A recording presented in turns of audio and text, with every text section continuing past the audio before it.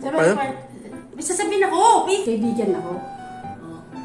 Sabi niya, bakit parang napayat ka?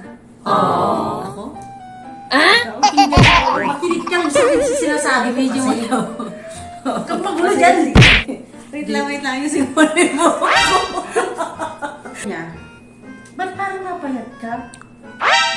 Ano sikreto mo? Sabi niya. Sabi ko naman, mula nagkaapo ako, matagal na akong hindi nakakabeng-beng. What? Ilang taon na ba ako? 2 taon. Oh no! Di 2 taon ka na hindi nakabeng-beng. Oo. Ay, gumaganda pala pag hindi nakabeng-beng. Try mo rin. Pumalapit ngayon yung kanyang asawa ng gabi. Sabi niya, huwag ka muna makbeng-beng. Bakit? Sabi ng asawa niya. Nakakapayat daw pag hindi nakakabeng-beng. Tinugod ako ngayon ng asawa niya. Anong tinuro mo sa asawa ko? Oh, no! Ang sikreto na hindi pagtaba, huwag nang bumeng-beng. Kaya pala paika-ika na yung asawa mo kabeng-beng.